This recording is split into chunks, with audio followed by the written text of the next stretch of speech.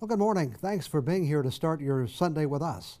You know, with the summer break not too far down the road, things are heating up in Lansing as lawmakers work to deal with some key issues.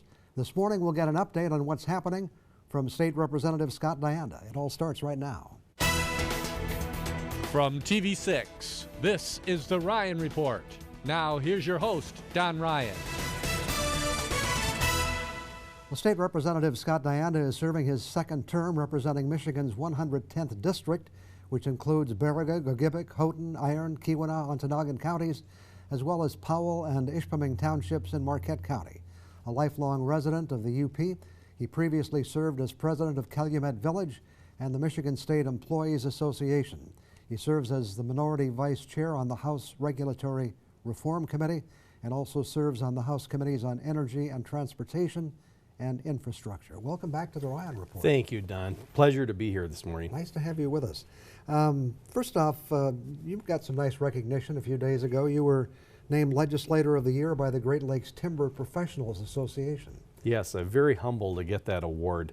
It's such an honor to be recognized by a wonderful group of people that provide so much for our economy. And the timber industry is still very vital in this area. It is very vital, and we see what's happening in the timber industry. There's so many more things that are coming out that we're going to see different products that can be used out of wood pulp.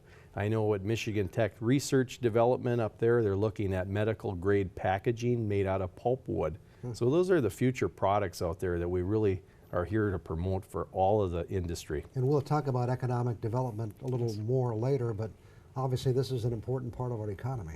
It's a very base-driven economy up here. I mean, there's certain things that have set the test of time, and that's one of them, having the wood industry up here. Wonderful people doing a lot of great things.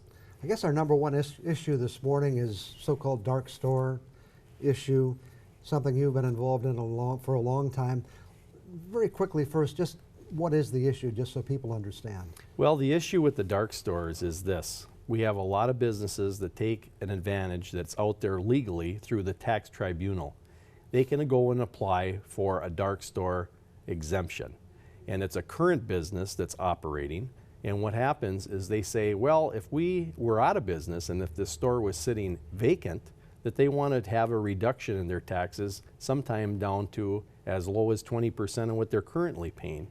And that has been a problem for this area, and it has spread across the state of Michigan in all 83 counties.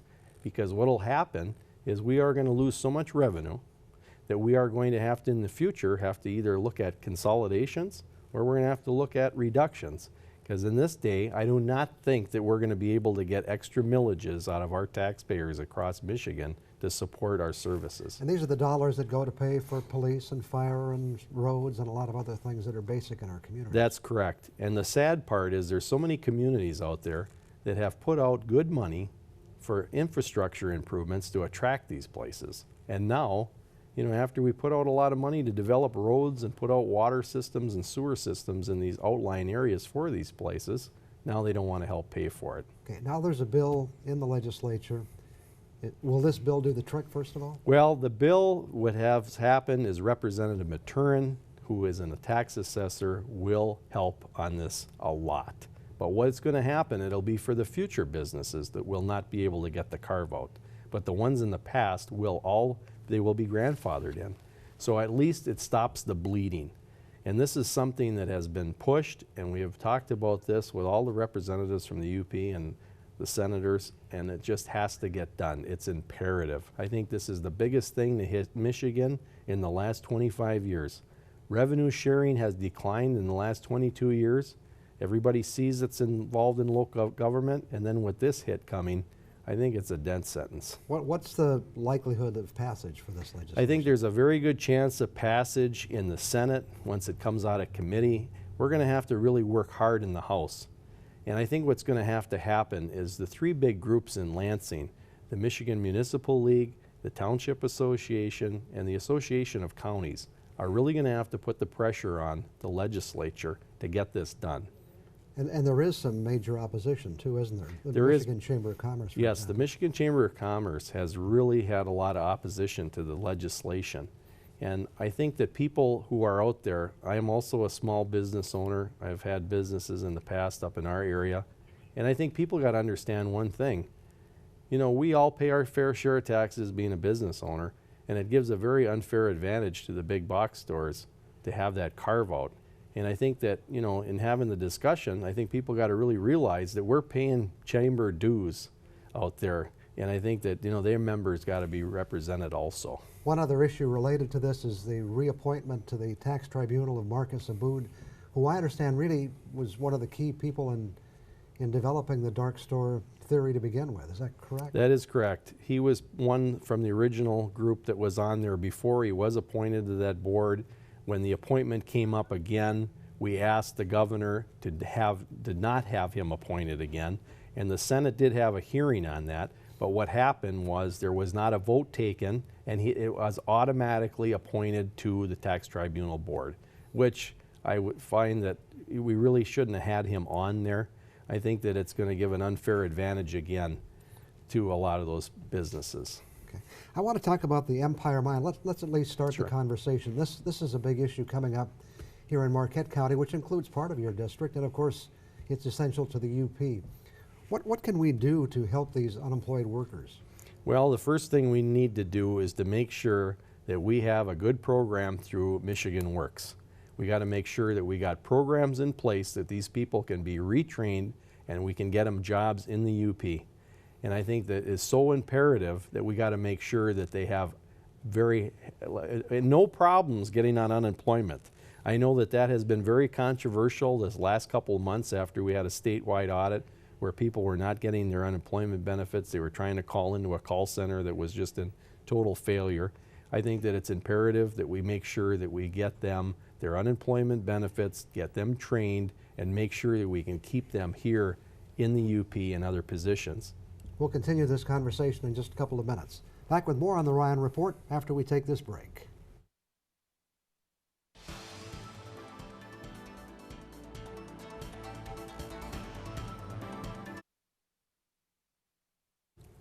Talking this morning with 110th District State Representative Scott Dianda, talking about Empire Mine closing, some economic development issues before the break. Obviously a lot of things playing into this. Steel dumping is a concern. We've got the Sioux Locks, we're looking at the future there. A lot of things that have to fall in place to keep this iron mining industry strong here.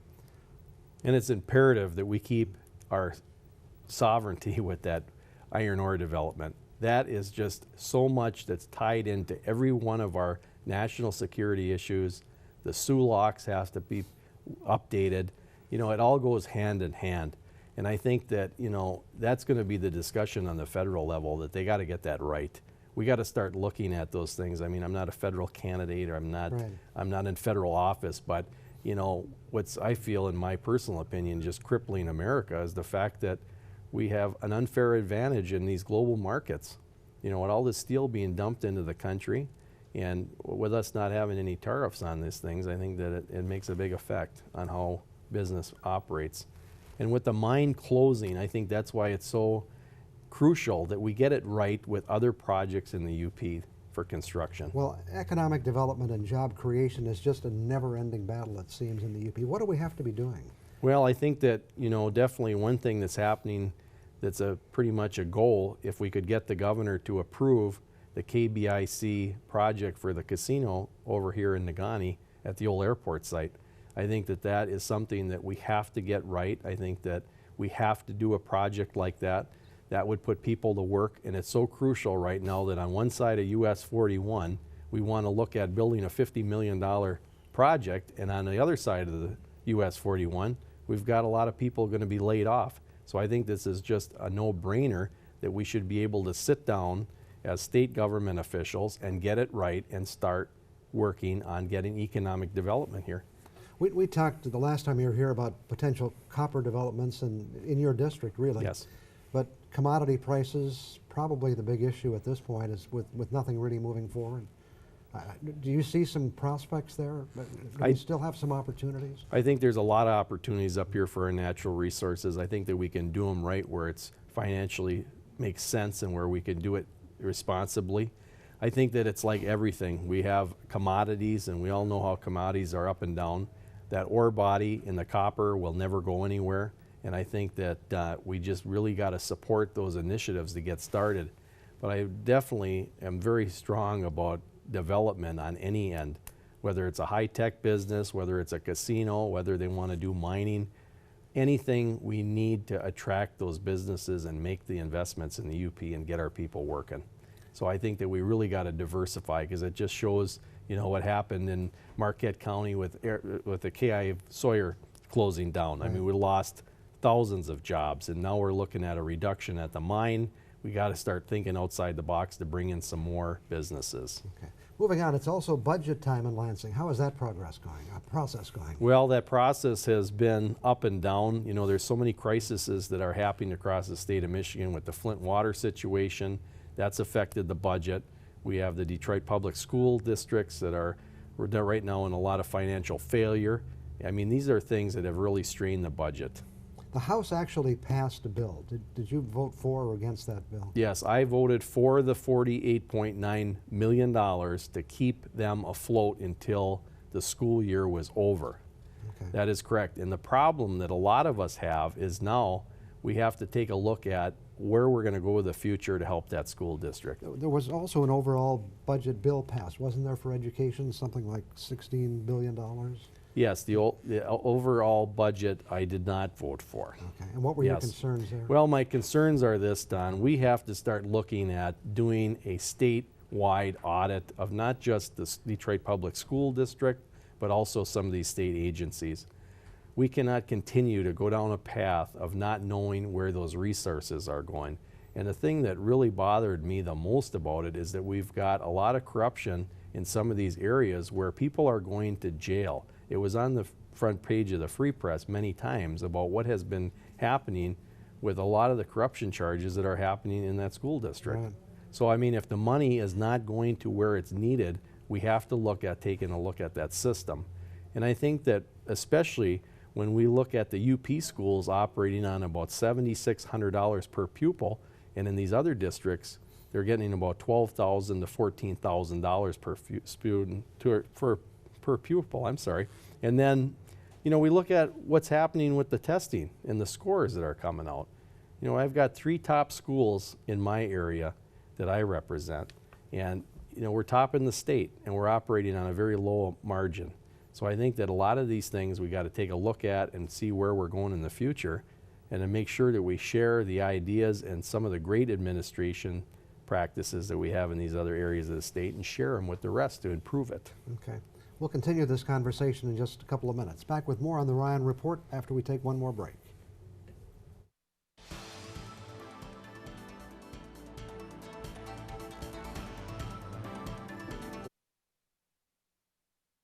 Once again, our guest this morning is State Representative Scott Dianda. We were talking about education.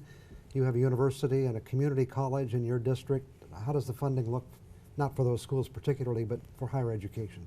It looks pretty good for higher education, Don, and it's just so important that it gets funded correctly and to make sure that we are #1 out of the 50 states to be able to attract people here, because that's another part where when they come into a good school and they stay up here and they enjoy what we have to offer, they don't want to leave the UP, and that's so important for economic growth, because what happens is that these are some of the smartest people we're getting from all over the world. Right. And they want to develop businesses.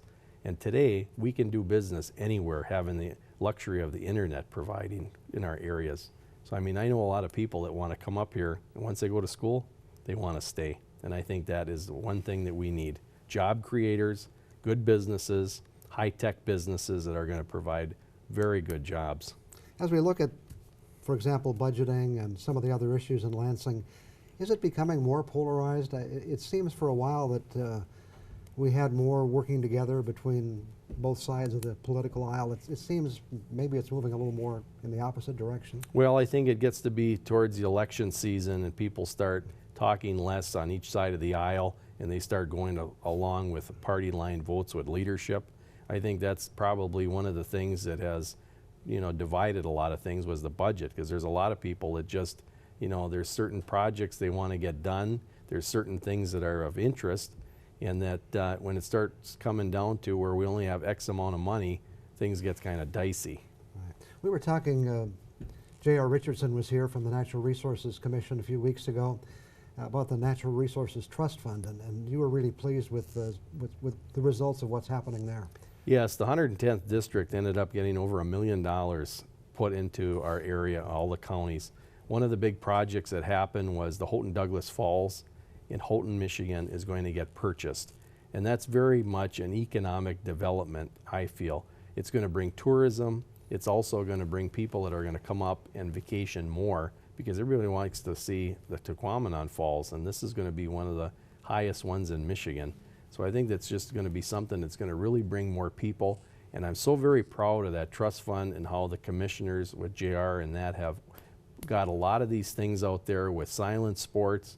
They're really pushing for a trail system across the UP. That is another destination to have these people come in and have tourism. I think it's just wonderful to be able to have that money that came from the gas and oil royalties that are out there, where we're able to improve the state of Michigan and provide a better state. Last year, Governor Snyder set a goal of having an energy plan before the end of last year. We're approaching mid-year here and still a lot of debate. Are we going to come up with a comprehensive energy plan for Michigan? I hope so. I'm very hopeful that we get something done, because it's imperative that we get this done with the people of Michigan. We have to have reliable and inexpensive power. And I think that, you know, the energy plan has to come forward with having choice. I think that we have the prime example in Marquette County with the Board of Water and Light. The investments that were made here are going to provide long-term employment, reliability, and very reasonable power rates. Even with the investments that they're going to have to do, I know they moved through with the bonding. I think that they're getting it right. There's a prime example of having a good situation like that with a municipal-owned power company. One of the other subjects on the agenda in Lansing is criminal justice, the amount of money we spend for that. A lot of discussion, you know, a lot of debate about whether we're going too far in one direction or the other. What are your thoughts? Well, my thoughts are this. I think that, you know, we make sure that we protect the citizen, and we make sure that there are facilities that are able to be functioning, where we're going to have people that need to be there, and the ones that we can rehabilitate earlier on lesser crimes, we got to get that right. We got to make sure that when they come out, when they're rehabilitated, when they have a job skill, that we have a job for them. And I think that's the biggest thing that we got to get right out there, because it is over $2 billion that we're paying for the corrections budget. One other issue is veterans issues. There's been some concerns about the facility in Grand Rapids. On the other hand, it seems things are going very well here in Marquette. Do we have the right people in charge now to take care of Michigan's veterans? I think that we need to make sure that our eye never comes off of that problem. I think that what happens is that we have the best example with the Jacob Eddy Center in Marquette. They know how to run it. It's been run right. They don't have the complaints. I've testified in front of 2 Senate hearings on this. They've had a lot of problems in Grand Rapids, and I asked them twice to take the administration and share it with the Grand Rapids home, because evidently they still are having a lot of issues down there and they can't get it right. And for us, the most important thing is to take care of the citizens and make sure those veterans are taken care of. And they have to make sure that the funding is there, and no matter what, they got to make sure that it's done and ran properly. And you're finishing up your second term. You're going to go for number 3, right? I'm going to go for one more time, Don. Yes, I am. Okay. It's been a privilege to serve the people of this district and the UP, the Okay. state of Michigan. Thanks for Thank joining you. us this morning. A lot of issues to talk about. There Didn't are. get to all of them, but I think No. we learned a lot. Appreciate it. Thanks Thanks very for much. having us on. Okay, back with more on the Ryan Report after we take this break.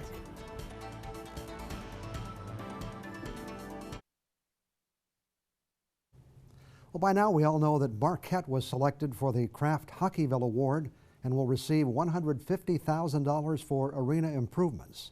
Lakeview Arena will also host an NHL preseason game. It doesn't get much more exciting than that. Marquette has been a great hockey town for so many years. Remember the Marquette Sentinels and the Iron Rangers from the past? The NMU Wildcats got their start in Lakeview Arena, and so many outstanding youth hockey teams down through the years. There's no question it's a fitting honor. But what I really want to talk about today, and what is really exciting, is the fact that in the finals, Marquette beat out a city with more than 3 times the population. How does that happen? Well, first off, we know how to turn out the vote. As they say, this isn't our first rodeo. But the real reason is that Rapid City, South Dakota wasn't squaring off against Marquette. They were facing off against all of Upper Michigan. On the athletic field and in other ways as well, our communities can be very competitive with each other. They all like to win, but when it's one of us against the outside world, we always come together to support our own. And I'm sure that's just what happened with this award as well. It's one of the great things about state high school tournaments. When a school from north of the bridge heads south, it's all about UP power. It happens every year. Someone said it's in our genes. Once a Uper, always a Uper. You know, at TV6, we've been happy to encourage our region to come together and to celebrate our exciting victories. That's why WLUC-TV created the Upper Michigan Someplace Special campaign back in the 1980s, and it's been a slogan for the region ever since. And this year, TV6 is celebrating its 60th anniversary. I've always believed that through the years, our relationship with Upper Michigan has been more than the ordinary connection you might find between a TV station and the community it serves. Actually, we all discovered television together. TV6 was the first station to bring television to Upper Michigan back in 1956, and we've been here together for 60 years to cheer on our victories together, to rejoice during the region's happy times, and to share the moments of sadness and tragedy as well. So the Lakeview Arena has earned some recognition that's good for Marquette and for the region. Let's continue to cheer each other on and work together for the good of all. After all, we know it's true. We know that Upper Michigan is someplace special. I'll be back in 2 minutes. A lot is happening in Lansing that will ultimately affect you and me. Thanks to Representative Dianda for joining us this morning to provide an update on all that's happening. Before we go, I want to remind you that we are available on the internet. Just go to uppermichigansource.com, click on the navigation icon, those 3 bars near the upper left-hand corner of the screen, then scroll down and you'll find the current and past episodes of the Ryan Report. Thank you for joining us this morning. Hope you have a great day. Today's show is up next.